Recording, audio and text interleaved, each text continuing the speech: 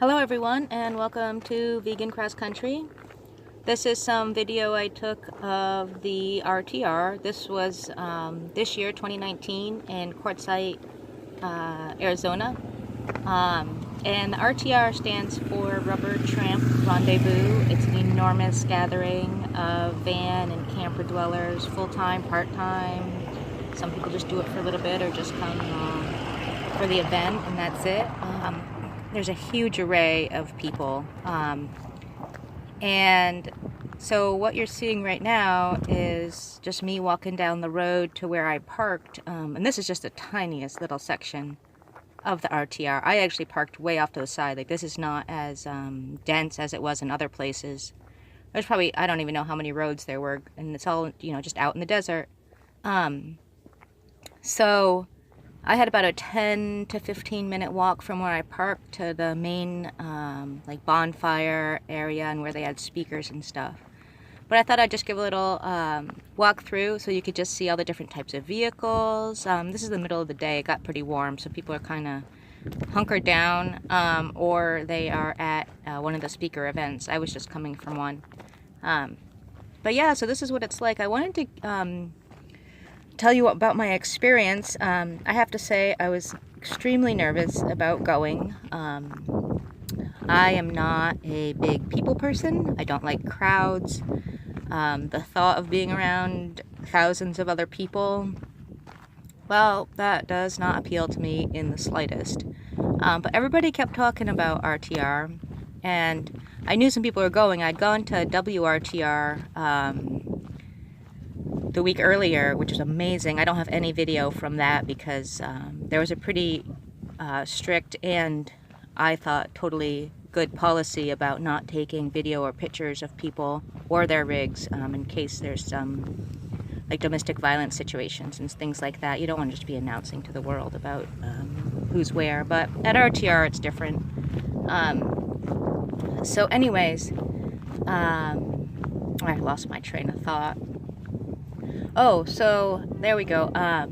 Yeah, I was very hesitant. In fact, I left WRTR and there was a day and a half in between the two events, and they were about 20 to 30 minutes from each other. And so I went and I parked somewhere else the first night and didn't go to RTR. I said I wasn't going. I told myself I wasn't going because too many people, it was too overwhelming. Just the whole thought of it was just, I just couldn't handle it.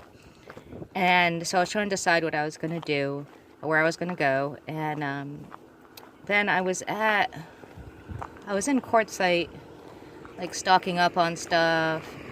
And I said to myself, it was like 3 or 4 o'clock in the afternoon, and I needed to go find another campsite, or, I needed to make a decision. Like, it got dark like around 5:36, and I have a personal policy of always arriving someplace when it's still light out so I can see it before I decided to camp there for the night. And so I was sitting in a parking lot at like the grocery store or something, and I was just sitting there going, what are you going to do tonight? What are you going to do tonight? Are you going to go to RTR? Are you going to go find somewhere else? And if so, where? Then I'd have to go find someplace. And finally, I just said to myself, you know what? I'm going to go. I'm going to go for one night. And if I hate it, if it's too many people, I'm just going to leave. Like, one night is not going to be the end of the world. And, I have a home with wheels on it, so I can leave whenever I want. I could even have left in the middle of the night if I didn't like it. So, yeah, so that's what I decided to do. So it was like 4:30 in the afternoon, and I drove the road out to where the RTR was happening. And I pulled in, and there's a huge line. It was like the beginning, it was the first couple days of the event, and so there was a line of campers and vans getting in.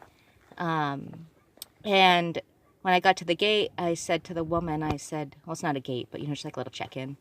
I said to the woman, like, where's the quiet section?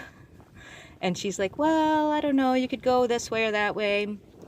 And then she said, why don't you follow the person in front of you? I think they're going to go to a quiet spot. And I said, okay. And so this guy had a huge pull behind.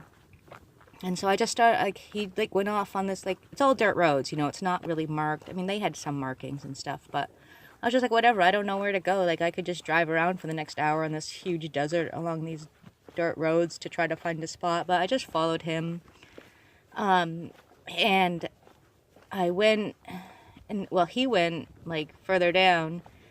And like this road right now, this is the road that he drove down, and I was just following him, and I was like, this isn't too bad, you know, like there's spaces in between the vehicles, like this is workable for me, you know. It's not ideal, it's still a little close for comfort for my normal wants for a camping spot. But anyways, so we get to like this kind of like the end of where everybody is. You'll see it when I get there, because I'm walking that way right now. But and he turned around because there was a wash, and a wash is, if you don't know what a wash is like place where water flows through the road, and usually it's dry, you know, it's only wet if it's been raining or something. It's the desert that doesn't have a lot, but it leaves big ruts in the road, and so you have to be really careful of them with your vehicles, because you can get yourself quite stuck if you're not careful. So anyways, he turned around because he wasn't going to go down this like little portion of the road because of the wash, and I looked at it and I was like, you know, my vehicle can do that. And so I did, and then I went a little bit further, and it was amazing. Like, I found this little area, just like most people weren't going past the where the wash was because they didn't want to take their vehicles through it. So I found like this super quiet space, like on the edge of the you know, main camps of people. And it actually felt, I was talking to one of the guys that I was camped next to, or near, not next to, but near. And we were laughing how, like, it felt like nobody was even there. Like, you wouldn't have even known 10,000 people were in the desert. It was ridiculous. As you can see here, you can see all the different vehicles. Like, people have buses, people have vans, campers. There's people sleeping in just cars, Priuses, you name it, any type of vehicle. People are turning into homes. It's really amazing and really creative what people are doing, like how they're creating their homes and also like how they're living. You can see there's some of the big old buses too. Not a fan of those because they usually end up running their generators. That's one of the reasons I don't like to camp near people, is like big RVs like this, they run their generators and stuff at night, and that's just not fun. But anyways, you can see, like, so we haven't even gotten, you can see there's like there was more people parked when I first, this is like after a week at RTR. Anyway, so as I was saying, so it was like evening time when I like pulled into the spot that I decided to camp at, like right on the edge, and like it felt like there was nobody else in the desert, except there was like, you know, a little ways down there was a guy, and then there was another guy on the other side of me, but there's a good, like, I don't know how many lengths between us, but enough. And so I spent the first night, and it was fine, and I was like, I could do this, and I went online and found the schedule of events for the speakers. I hadn't even looked because I didn't think I was coming, and so I like looked and saw, oh, I should take a picture of that and show you like the different things they were doing. And then the next morning I went over and just like, you know, said hi to the people parked closest to me, you know, just friendly.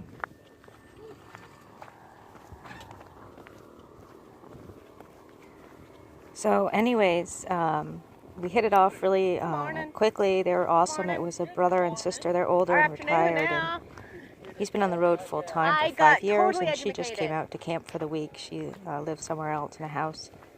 And then later on find out he's vegan. What are the chances? 10,000 other people, and I park next to another vegan.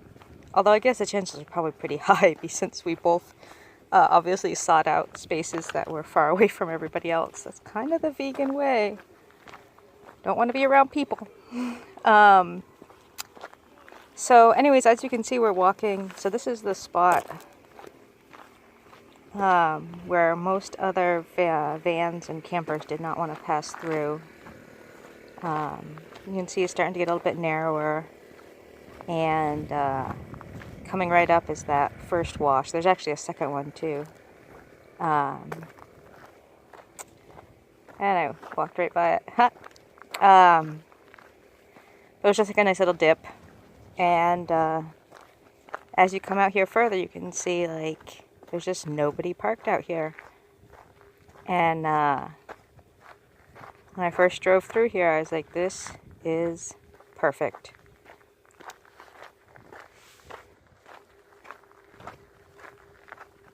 So I wanted to talk a bit too about my experiences at RTR, especially after how uncertain I was, anxious about being around so many other people.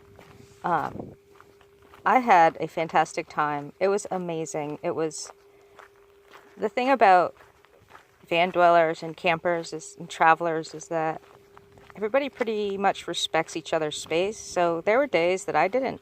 Like, I stayed in my campsite the whole time. I didn't go to any of the talks or anything, so I just wasn't feeling like it. And nobody bothers you. You just, like, do your thing. Everybody just does their thing, and everybody's super accepting of that. And then there were days that I went to 2 or 3 of the talks and hung around and chatted with people and just interacted, you know, as I felt comfortable or as much as I wanted. And it was just this phenomenal experience. I met so many just amazing people. Everybody's got their stories. Everybody has a different story. And just hearing people's journeys and being around other people who understand the importance of solitude and also the importance of community. It was something else. I totally intend to go next year if I can, because there were just so many great connections made, and I don't know, I can't say enough just how much I loved it and what it meant to me to be out there.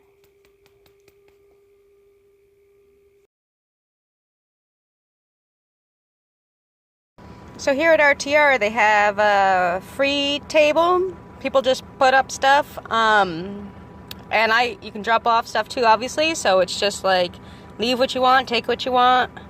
It's really quite fabulous. I have left some things, which is been very nice, and I picked up a couple things, as you can see.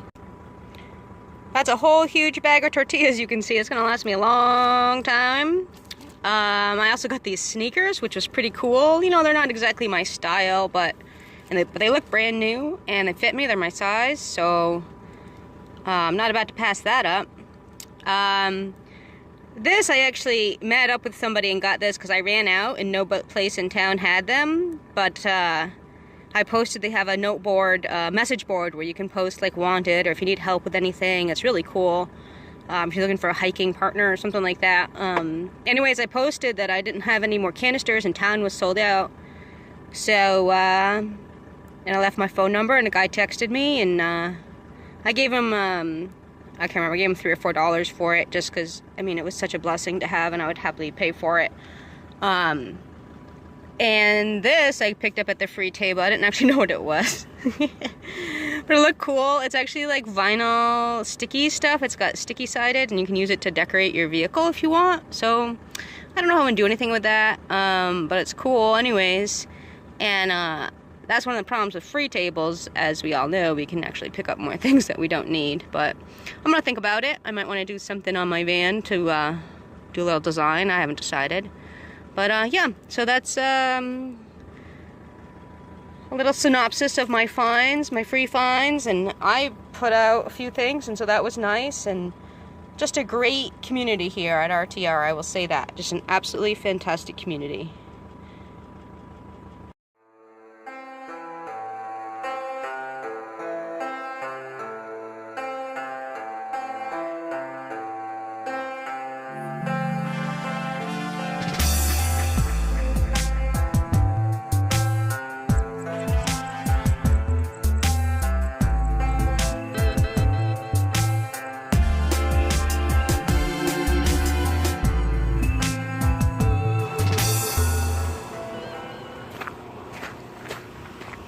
So this is what the desert looks like after a good rain. It rained, this night it rained all night long, and I mean downpoured.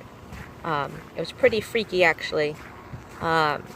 I was parked, as you can, where I'm videotaping right now is where I was parked, and I was very concerned. It was pouring and pouring and pouring, and I'd heard stories about flash floods in the desert. Like, it's nothing to joke around about, and actually it's quite scary when you hear about it. But what happens is it doesn't even necessarily matter where you are parked or where you are.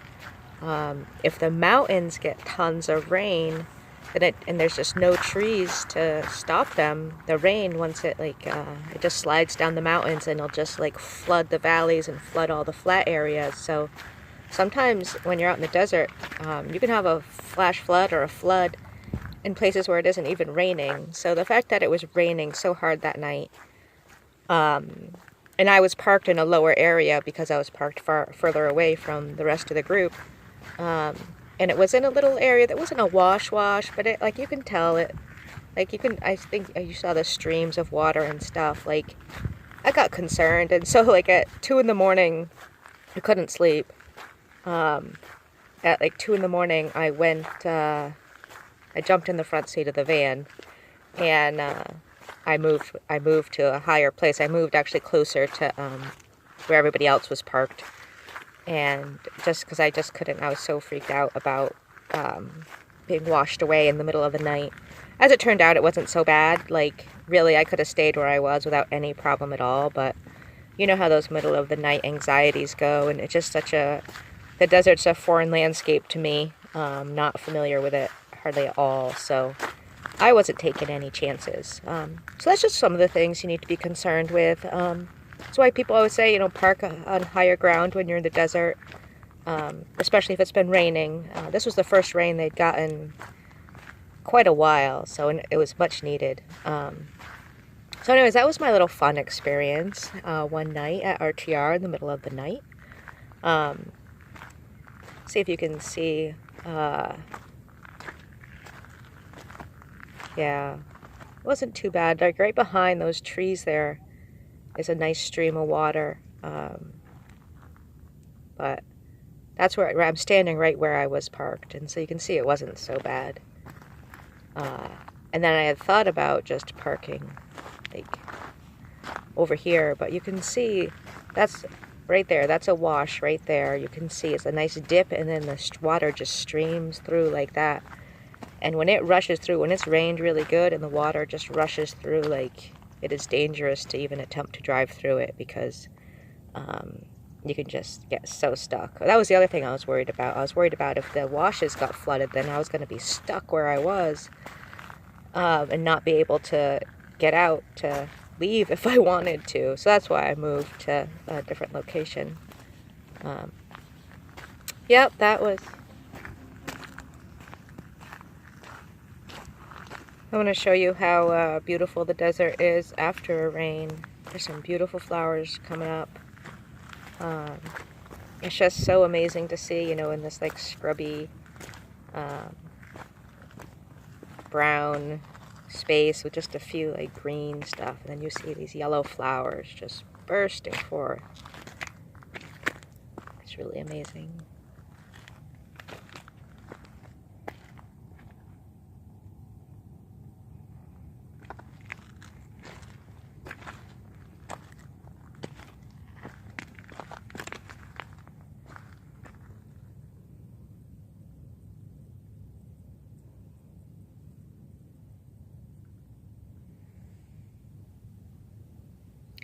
Here's more footage of, this is actually the second place when I moved up to the other area close to where people were parked. This was right behind me.